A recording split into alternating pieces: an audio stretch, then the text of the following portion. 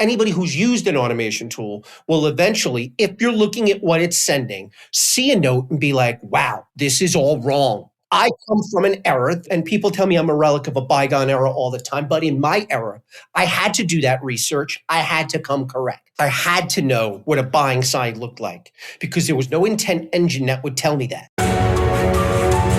My name's Mike Lander, and you're listening to Higgle, the B2B Sales Club podcast, where we bring you actionable insights about sales RFPs, negotiations, and difficult procurement discussions from sales leaders, brand leaders, and procurement leaders. Please subscribe to get updates when new episodes are released.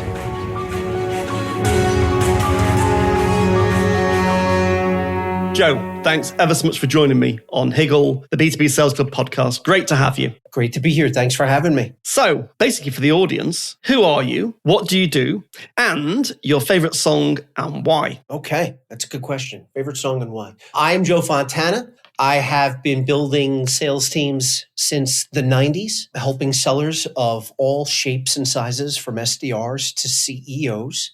My favorite song is Lucy in the Sky with Diamonds. Oh, great song. And great song. It's my favorite song is because it goes back to my why. My why is my 16-year-old boy. My world orbits around him. Yep. As a baby, he could memorize any song. Wow. The first that he memorized was Lucy in the Sky with Diamonds. Huh? And we would sing it nonstop with all sorts of sound effects. I've whistled it. I've done through the entire song for him. And it just, every time I hear it, it brings me back to road trips with my boy as we're working on who's Ringo and who's John, who's Paul. So songs, whenever I ask people on the show, and it's now my kind of like, it's the opening question, a bit of an icebreaker, a bit of fun, but 99 times out of 100, not even 9 out of 10, there's an emotional connection. Music has an ability to connect us emotionally with some happy or sad or frustrating time in life. Yeah, I couldn't agree more. So let's get into the questions, Joe. Okay. So hopefully I brought the right answers. Well, you'll have brought your own answers. The key thing with this show is there is no right or wrong answer. There's just Joe's and Mike's experience. And that's part of the fun. Fire away. So let's start with sales and marketing alignment. So why is it so challenging to get sales and marketing aligned? And what do we do about it? First of all, is there a problem? There's always a problem with it. Well, in certain organizations, yes. Yeah, I would say yes. Yes. Right. So why is there a problem? Why do sales and marketing often have an alignment problem? Because they never look at each other as symbiotic members of the same organism. That's the way I've always defined it to organizations. In some good organizations, they see themselves as colleagues and peers that have a common goal. In a lot of organizations, they are seen as enemies, as you have to work with them. It's required instead of the necessity of working with them that always drives the results that you're looking for. Because when they are aligned and marketing knows what sales thinks and vice versa, what makes them tick, and they're aligned on their ICP and what works and what doesn't, they're sharing all the things and they're doing all the things. There's nothing more deadlier. Exactly. So one of the things I've always thought about, I've talked to a lot of people about this on the show. As you can imagine, it's a very hot topic, given I talk to a lot of sales leaders like yourself, is bluntly incentives and metrics. So let's start with metrics. If sales have got a quota, which clearly they always have there in sales, so sales hold the quota, but marketing don't hold that quota. So therefore, immediately, you've got some kind of misalignment because marketing don't have to hit quota, sales do. So how do you align interests when metrics and incentives, sales bonuses, aren't aligned? What do you do? Really, it all comes down to communication. Yeah, ideally, you hope that communication is starting at the top, at the C-suite, or at least with the senior leaders, both on the sales and the marketing side. Because yes, marketing does not carry a quota. But marketing still has its own KPIs, its own metrics, its own definition of success. That needs to be in alignment with what drives. Marketing is the key to the engine. Yeah. You can have the most beautiful Ferrari, polished up, gassed up, ready to rock and roll. And I just handed you the key to an Audi. Right. And that's where that disconnect is. There's no structural dependency other than I need the leads that you're giving me. If you're not going to give them to me, I need to go out and figure out how to get them for myself. And by the way, Joe, this is both way. So anyone listening, this isn't about marketing not being aligned with sales. Walking into marketing's office and saying, exactly. This is what I want. It is exactly about sales and marketing coming to the same table, appreciating the fact that at the end of the day, One goal immediately and directly feeds the results of the next. If marketing can't drive the awareness, there's nobody to drive to consideration and then to a decision. And those are just facts. Exactly. Now, if sales needs to go then and put more of an effort on driving awareness or speed kicking into consideration, which drives its own series of issues, there's something inherently broken. Yeah. So in B2B selling, for example, so I've had quite a lot of marketers on the show, obviously a lot of salespeople on the show, and there's another disconnect, which is this, what might be called madness of sales have got monthly quotas to hit and quarterly quotas to hit. It's all very short term. And if you miss your quota several times on the run, then obviously you're out. Marketing have to build brand awareness, to your point. The brand is really critical. So they invest in brand development and they have to run, obviously, tactical campaigns to drive MQLs. And again, you've got a disconnect because how much do they invest in brand and how much do they invest in MQLs? And some people are now saying, but brand is performance. So if without brand, there is no performance marketing. So how do you square that circle? This isn't like, hey, Joe's got all the answers, but it's a discussion. It's like you've got this short-term versus medium, long-term tension. I mean, that's a tale as old as time. Sellers are always going to want those leads. They're going to want them yesterday, which is why I feel SDR teams driven by marketing are so important because I feel like they can bridge that gap. So talk about SDR teams, Joe. This is a great topic. Talk about SDR teams in 2026. So SDR teams in 2026. Just explain for people in the audience. Not everyone will know what an SDR is. SDR is a sales development rep, or they call them BDRs, which is a business development rep. They are frontline, entry-level sellers, typically driven with having to drive meetings for account executives. What you've seen lately is a drive for that function to be owned by marketing. And I couldn't agree more because it not only helps that rep with their growth in the organization, but provides a more resourceful tool for both marketing and sales. Because they see what's working. They see what's the tools that this individual has been given to go out and spark awareness or drive a further strengthening of awareness to get these people to actually consider the product, to at least start those entry-level, first-stage conversations of discovery for both ends. So what they find, the data that they uncover, the trends, all of that stuff is invaluable. The fact that it is in marketing's hands, if you have a smart marketing team that is aligned with these sellers, makes you So I'm kind of like, I hadn't thought about SDRs reporting into marketing, but now you've mentioned it. If we follow a thread, see if this makes sense. So I spoke to a guy the other week and we were talking about maybe the name changes. Maybe from being a sales development rep, these are connection development reps. Their job isn't necessarily to find out, have you got a problem that we can solve and let me get a salesperson to talk to you? But their job is, do you know who we are as an organization? We work in your sector. We kind of solve these kind of problems. We've got some thought leadership. Would it be helpful to share that? Smart SDR teams are doing that already because they realize they're coming into, I know my ICP, I know this person is a fit. They're obviously responsive because all I've been doing is targeting them on the pain, on the challenge and the issue itself. Smart SDRs are barely mentioning the name of their company or how the company is there for a solve more than I'd love to just learn. Yeah. What are your problems? We see similar problems. I was taught something years ago, which I still use today, which is what we find. If I said to you, I know what your problem is, Joe, you would rightly probably say, it's going to be a short conversation, Mike, because I don't walk in your shoes. But if I said, Joe, typically what I find is people like you in your situation, in your sector, typically there's about 5 big issues that they kind of like normally face. These are the 5. Do any of those kind of resonate? Are they kind of relevant to you? Exactly. And if so, how so? Yeah. I tell young sellers all the time, come from that place of wanting to learn. There's nothing that an older engineer, as an example, would want to do than pass on knowledge, I think, to the next generation. If that generation comes in properly and comes in correct, puts the sales hat down, comes in humble and has those conversations. I instruct people to do that hundreds of times a day. It worked 20 years ago. It still works today, even though they're calling what's old is new. So let's go into what people see as being cold calling. Does the phone still work, Joe? They do if they're part of a concerted effort, if they're part of a structured, cadenced effort. I know everybody's looking for the latest and greatest answers, but it's not a matter of, it's a matter of what you do and how you do it. So are phones successful? Yes. By themselves? No. Is LinkedIn successful? Yes. By itself? No. Same thing with emails. For example, I was dealing with a young rep the other day who's getting a dozen meetings a month out of LinkedIn, but doesn't email and doesn't call. Right. Now, why not build a strategy around your LinkedIn?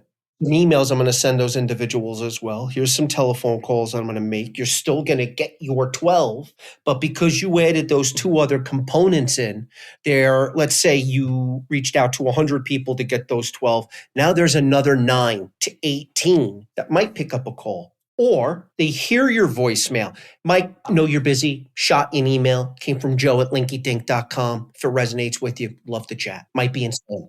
Shot you a DM. Tell me what you think. Would really just love to learn from you. Give me a call. Now that same 12 meetings that he's getting on a monthly basis are now 30. Yeah. All he did was add just another component. The messaging didn't change. The styling didn't change.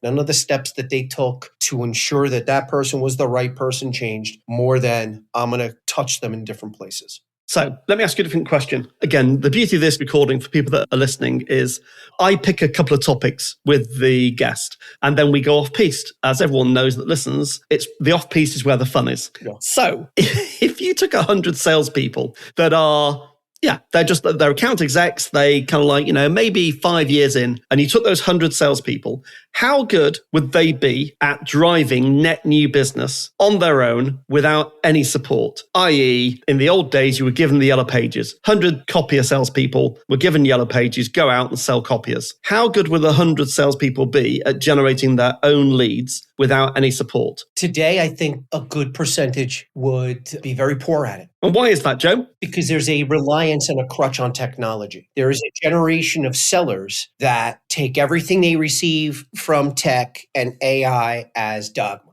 or accurate enough, good enough. And sales is a game of millimeters. You can't be good enough and miss the mark with a prospect.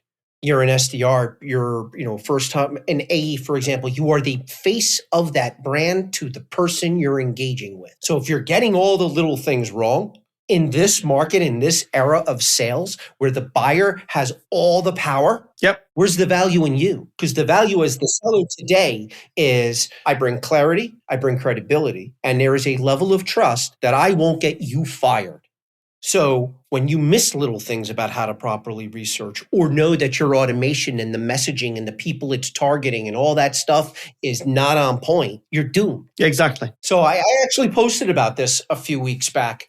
Came into an organization, saw a reliance on technology, noticed that the underlying skill set had never been developed. So I removed all the technology and all the automation. Right. Before you get the privilege to blast 500 people a note, show me the research that results in this note. It's not just a note. It is, I have done my homework. If you know, you know.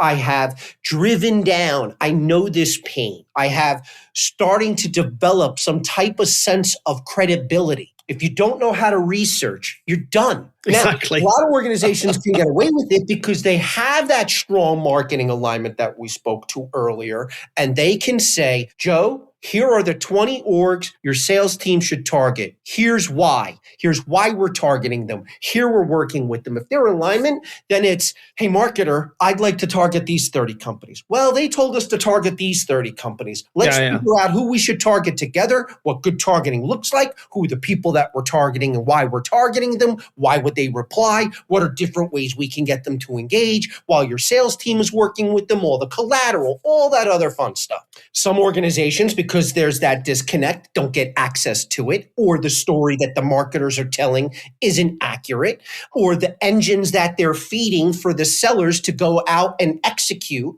there's something being missed. Everybody's used an automation tool. Anybody who's used an automation tool will eventually, if you're looking at what it's sending, see a note and be like, wow, this is all wrong. Exactly. because they have been trained on what right looks like. Exactly. I come from an era, and people tell me I'm a relic of a bygone era all the time, but in my era, I had to do that research. I had to come correct. I had to know what a buying side looked like because there was no intent engine that would tell me that. Exactly.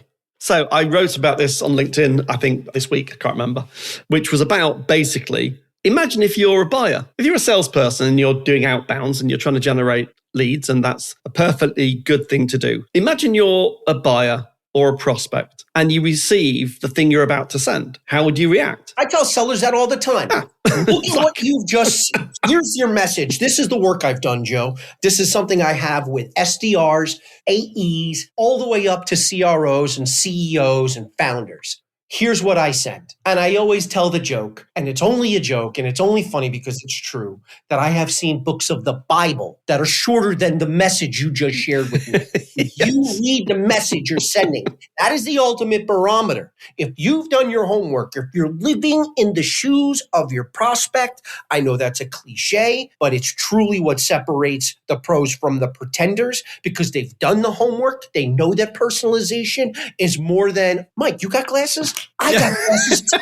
Exactly. Wow. Who knew? We should get together. We should have a drink and walk through blah, blah, blah, blah, blah, blah, blah, blah. So you can hear all about me and all the things I do and how I this and me that. Now, but I'd love to learn why you can't get onto the bowl at 4 a.m. to solve that. Exactly. Again, so will they survive without the tech? Yes, so long as they have the training and the knowledge. They know, hey, okay, my computer broke today. My system is down. I can still make 100 calls. I know what I have to sound like. I know what I have to do here. I know the pain the bill has or whatever the case may be. And they're doing what they need to do. At the end of the day, the phone still reigns supreme, especially in a world where everybody is afraid to use it. I was talking to somebody the other day, waiting for a guy to sign the contract, waiting.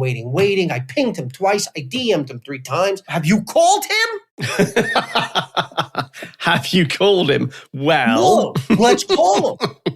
Hey, Bill, curious if you see my emails. What emails? From DocuSign, the deal that I had just sent you. No, I didn't see them. Oh my exactly. God, here they are in spam. Yeah. And even worse now, Joe, talking about spam, you may not even see it in your desktop client email spam because the server has already taken it out. So you may never even see it. DocuSigns, anything with an attachment, a link from a company they don't appreciate, and that's it. Goodbye into the ether. But you call a guy, oh, wait, let me look for it. There it is. Yeah, this does resonate. I see you have a Calendly link here. I'll get back to you. Right. Oh my God, he's in my calendar 2 days later. It's little things like that. And exactly. It's funny because at the end of the day, it's the same fear that sellers have had since the beginning of telephone sales, which is picking up the call, picking up the phone and calling a total stranger. But the kids today, they don't realize how good they got it. My day, you made 100 dials, 90 people picked up. Of those 90 people, 75 of them would tell you very descriptively and graphically how horrible a person you were, the different ways in which you could have sex with family members. They didn't chip at your resilience. Every phone call was a sledgehammer to the face of how much you sucked. Yeah. Then you had to be ready for the 15 people that did want to have a conversation with you, of which 7 would be just as deadly as the 75 ahead, before them, because now you're talking product and you didn't do your research and instead of but, because instead of if, you're stuttering, you're mumbling, you realize as you're reading off a script, but then you still have those 7 good calls. Now, today, same 100 people, 90 of them do not pick up the phone. 80 of them mark you as spam. Of the 10 that do, 5 think you're somebody else because you're using the same area code, you're cloning it to look like it's his wife. So if you do talk to them, they're pissed because you just embarrassed them, but you're going to have 3 good conversations. So you ready to have 3 conversations? I mean, that's the way you deal with fear then or deal with it now. Like, can you just have the stomach to make 100 calls when nobody's going to pick up and they think that they've got it tough? I would love for my magic DeLorean to drive a seller to 1995 where he's got a stack of index cards. He's got to make 500 dials in that day off of those same index cards. So it's not like he was done with them and got a fresh stack. He called them. Even after they told him to F off, he still called them back another day and got eviscerated on the call all day long. You'd work with 3 or 4 guys in the same pit, and then one day, one guy's not there anymore. And it wasn't because he sucked. He just got tired of being told that he sucked. Do you think lead gen works without any calling? Do you see a situation in B2B selling whereby you don't have to pick up the phone until you've exchanged 20 emails and you've been on LinkedIn and commented and blah, blah, blah? And I think at some point a conversation is required. Can it be done? Yes. Are people doing it? Yes. So far as prospecting goes. But I don't think you can email your way to a 6 or 7 figure deal. No, I don't either. Absolutely not. Gotta get on the phone. Not. And in this market, I think anything over 15, 20,000. Like you can do email exchanges for my $5,000 chippy. That's okay. Okay, put that on the corporate card. I spent less on cupcakes. But when you're talking... You've got to have a discovery call. You've got to get to a discovery call. Yeah, it's always needed. And you have to. It's funny that in this era, the SDRs, they all want to be account executives, but they think that they can LinkedIn or social media their way into being an AE the way you can as an SDR. Because there are SDRs, I saw it myself when I got on the LinkedIn bandwagon about 7 years ago, from purely a posting and business development perspective. Because prior to that, it was just a place where I stored my connections. But I had an SDR team I inherited, never picked up the phone. It was covered in dust. I used to write in dust all the time, like pick me up or WTF. Phone was covered in Post-its, but she hit her number every day. She was the top performing rep. She had the highest meeting setup rates, the highest attendee rates. And she was like, yeah, this is what I do on LinkedIn. I see that they're here and I make some comments and then I come to their DMs and I share something. Right. And, it's qualified call. Far more than these guys on the phone for 30 seconds. Hey, do you have this problem? Can we talk on Tuesday? Sure. Yeah, thank you. I'll send you an email now. Bye. Well, here's the thing. Here's the thing about this individual. She never wanted to be an AE, so she didn't care about the conversation. She's like, I like this role. I like what I do. I'm waiting for an opening in marketing. So I actually test some things that I create and I share them with marketing. So she was preparing for her next role and she knew it. But there are reps today that want to be AEs, that want to be SDR managers, that do not know how to have basic conversations with people, like the one we had when we first met. And I know this because anybody who connects with me instantly gets a note of, I want to know the people in my network. I want to have a conversation. You can't pitch me. I can't pitch you. If you're down for it, here's my calendar link. And SDRs galore come in and sellers come in and CROs come in. And even in this day and age, they don't know how to just not talk. Because we met via Freya. So Freya Ward, Freya said, talk to Joe. Joe's brilliant. He might be a great guest. And we had a conversation. Do you know how many times people I think you should talk to my friend and I wish I would ask why. And then I could see this guy, couldn't spell it if you handed him the I and hinted at the T. So we're heading towards the end of the show, Joe. Let me just cover something. Let's go back to basics with kind of Joe and Mike. How to prospect without it hurting. So how's the modern buyer and seller changed in the last 20 years? And what's the implication? So give me like an ABC guide, Joe's guide to prospecting in 2026 for B2B sellers that are they're doing their job. They're trying to get to quota. It's really tough. The world's changed, but they don't know why really the world has changed or where it's changed from. They just need some help. What's the kind of the ABC basics of prospecting? ABC basics of prospecting. Know your prospect. Know the pain. So know your ICP. Have an ICP, for God's sake. You have to know, why will this guy give me more than 6 seconds? Why would they stay on the phone with me? So what's the why? You need to know it as well as you know your own why. I come into the office because, okay, why would I take your call? Why would I look at this email? Why would I check this DM? Especially in a world of 500 other people selling the same exact thing you do. And maybe that's a wild exaggeration, but 5, assume every day, those prospects you're pinging are looking at 5 other emails, just about that problem. Say nothing of the other problems they have and tools that they need that you don't even come close to solving for. Know that. Before you start doing anything. What are we solving for? What is the pain? Hear the story from their perspective. What works today, and you see it on LinkedIn, you see it on social media, is authenticity. You need to bend the knee and have conversations about them. Dale Carnegie said it best. I don't think people have ever read How to Win Friends and Influence People, but you need to be interested rather than interesting. Exactly right. The only thing your prospect wants to hear from you about you is, this guy will not get me fired because. And be ready to answer that question. Be curious. Ask them questions. Be curious. Have a point of view. When they ask you a question, have a point of view about their kind of problems, situation that they're in, and why people do get fired like them. People get fired like you because blah, blah, blah. Yeah, people get fired because. And it wasn't because a feature or benefit didn't deliver more than it was because there was a disconnect. Yeah. There was a lack of communication. Or you didn't understand the risk that you were taking. Let me explain what the risks are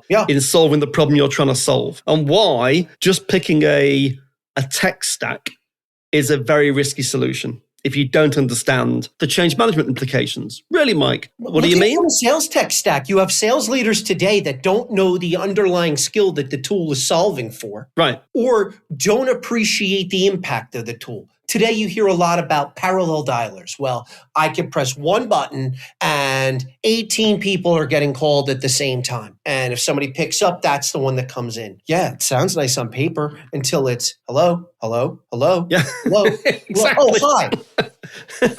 Hello, I'm done. Yes.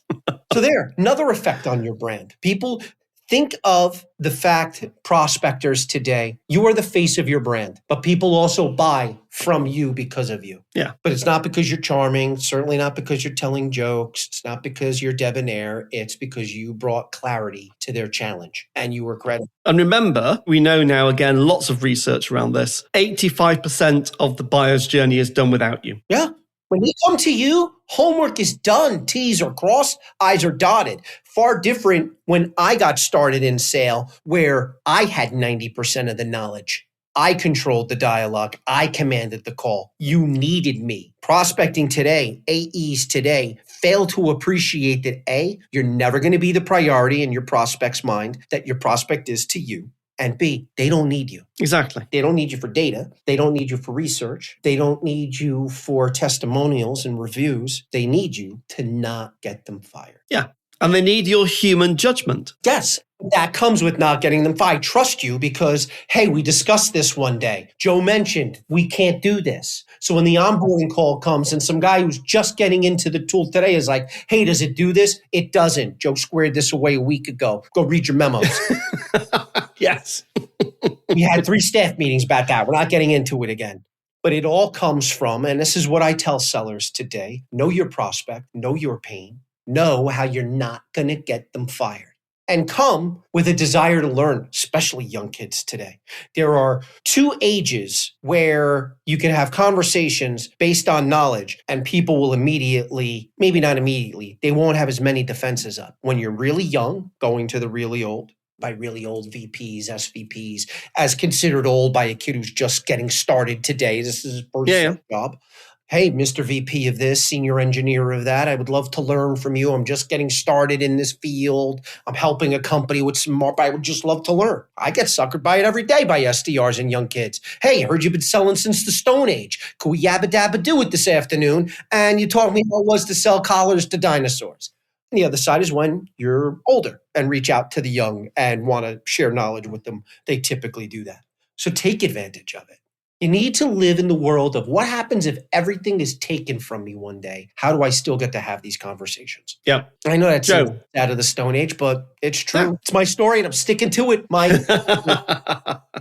What's your parting comment, Joe? So people listening, not for me because I'm irrelevant. I'm merely here to facilitate the conversation.